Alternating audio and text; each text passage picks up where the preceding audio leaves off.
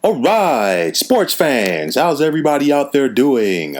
William Martin coming at you one more time here on YouTube with another edition of the 300 Pounds of Sports Knowledge Podcast. It is that time of the week, folks. My weekly picks in the world of the National Football League. Week number 9 is upon us. Things got started on the right foot for me this past Thursday night as I picked the Green Bay Packers to go on the road and take care of business versus the San Francisco 49ers, and that is exactly what they did. Now, with that said, we have some good games on tap for tomorrow, as well as a Monday night affair. And with that said, here are my picks for week number 9 in the NFL season.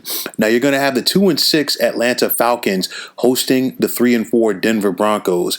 And for Atlanta, it's been a tough season for them. Make no mistake about it. We know that wholesale changes are going to be coming forth to this team in the offseason. But at the end of the day, still got a lot of guys with pride on this team, and they're going to go out there and fight, scrap, and claw and do what is necessary. On the flip side, for the Denver Broncos, they have some momentum on their side right now following their big comeback victory last week versus the Los Angeles Chargers. However, I don't see the Broncos being able to carry that momentum on the road with them to the ATL. Thus, I'm going to take the Falcons at home by the score of 27-23. Now, a big one in Western New York, as you're going to have the 6-2 Buffalo Bills hosting the 6-1 Seattle Seahawks. And for Seattle right now, quarterback Russell Wilson is playing like an MVP. On the flip side for Buffalo, we know about their defense, but their offense has really stepped it up a lot this season, most notably quarterback Josh Allen. Now, with that said, I've said it before and I'll say it again when it comes to the big games for the Buffalo Bills, that Josh Allen is going to have to do it with his arm. Why? Because Russell Wilson is going to go out there and try to score points, definitely, for the Seahawks team. However, this is going to be a challenge for Wilson and the Seahawks offense going up against one of the better and more physical defenses in the NFL. On the flip side, it hasn't been as good for the Seahawks so far this season on the defensive side of the ball, but one thing that will definitely help them coming into this contest is the return of safety Jamal Adams. Game time temperatures are at 66 degrees, but I think Buffalo will be up for the challenge in this one as they want to take the Bills at home by the score of 30-27. Now, in Nashville, you're going to have the 5-2 Tennessee Titans clashing with the 5-3 Chicago Bears. Tennessee comes into this game favored by 6.5 points, and they are looking to get back on track following their shocking road loss last week versus the Cincinnati Bengals. For the Titans, what they have to do is get back to doing what they do best, and which is running the football. I know that there's no Taylor Lewan on this offensive line, but they still have to go out there and impose their will versus a very tough Bears defense. Now, for the Bears offense, it's been stagnant at best at times, and I don't see it getting better versus a decent Titans defense. And I think Tennessee takes advantage of that along with some home cooking. And I'm going to take the Titans at home by the score of 27-20. Now, in Indianapolis, a pair of 5-2 clubs are going to get it on, as it's going to be the Baltimore Ravens versus the Indianapolis Colts. And for Baltimore, they need to find a way to get back on track after suffering a heartbreaking loss last week at home versus the Pittsburgh Steelers. Going forward, what the Ravens are going to have to try to find a way to do is quarterback Lamar Jackson is going to have to make more plays in the pocket, because we saw what this Pittsburgh Steelers defense did to him last week. This Indianapolis Colts defense is very opportunistic, and Lamar is going to have to make plays with his right arm and not solely be able to rely on his athletic ability. For the Colts, it hasn't been pretty at times on offense, but they are able to run the football. And like I said, a lot of what they do is predicated on their defense and their ability to force turnovers. I guarantee you this Colts defense has looked heavily at the tape last week for the Ravens versus the Steelers, and they want to try to find a way to see how they can make Lamar Jackson be uncomfortable as well. This will not be a pretty game for the Baltimore Ravens, but when you talk about defense, they can bring it as well. They can make life tough for Colts veteran quarterback Phillip Rivers, and I think they are able to win the turnover battle in this contest. I think that is a difference, which is why I'm going to take Baltimore by the score of 27-19. Now, you're going to have the 7-1 Kansas City Chiefs hosting the 3-5 Carolina Panthers. The Chiefs come into this contest favored by 10 points. And we know what the Chiefs offense can do when they're clicking on all cylinders. We saw that last week versus the New York Jets. And I think right now what we're going to see from Kansas City is them, quote unquote, getting their sea legs. And I think they're going to use this for the stretch run of the regular season to propel them to another possible Super Bowl run. What can you say about Patrick Mahomes, the Chiefs quarterback, that has not already been said? As this man can play, he can sling that football, and he has all of the talent in the world around him on offense to get the football too. You're looking at a Carolina team that is trying to find themselves under first-year head coach Matt Rule, and when you're trying to find yourself, going up against the defending Super Bowl champions is not the best formula. I think we saw Kansas City cruise last week at home versus the Jets. They cruise once again. It might not be as easy, but I'm still going to take the Chiefs by the score of 34-20. Now, an NFC North battle is going to have the 2-5 Minnesota Vikings hosting the 3-4 Detroit Lions. And for both of these teams, the winner will find themselves definitely still in the hunt for a possible playoff spot, while it's all over except for the shouting for the loser in this contest. You see both of these teams, they've had a hard go at it so far in 2020. They keep finding ways to lose games. And I think this contest comes down to, you know what, whoever does not turn the football over will have the chance to win. I think that is the Vikings. I take them at home by the score of 27-24. Now in Landover, Maryland, you're going to have the 2-5 Washington football team hosting the 1-7 New York Giants. And the Giants' lone win this season so far came at the expense of Washington. However, in that contest, Washington outplayed the Giants. I look at this game right here. I'm not a big fan or believer of Giants quarterback Daniel Jones. Very sloppy with the football. He lacks the pocket presence. And this Washington defense, especially with head coach Ron Rivera, he's going to go and analyze that game tape from the first time that these two teams played, and he's going to go out there and make life even more uncomfortable for the young Giant quarterback. Defensively, the Giants are going to bring it. They're going to give this team an opportunity to win.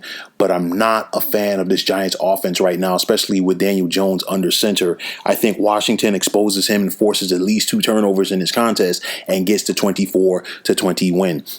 Now you're going to have the 1-6 Houston Texans clashing with the 1-6 Jacksonville Jaguars. And normally you could say both of these teams were going to be fighting for field position, so to speak, in the 2021 NFL draft. But of course, Houston's first round pick is now property of the Miami Dolphins. You look at this contest right here. The Texans are 1-6. They have been playing better, while Jacksonville looks like a team that is ready to throttle it down for 2020. The Texans are playing for pride. They're trying to show what they can do to finish out this season. And I think that's the difference in this one, because I'm going to take Houston on the road by the score of 31-24. Now you're going to have the 4-3 Las Vegas Raiders traveling to Inglewood to take on the 2-5 Los Angeles Chargers. And how the irony is in this one, because once upon a time, it was the Raiders that were hopeful to find themselves a new stadium in Southern California many, many years ago when they still called Los Angeles home.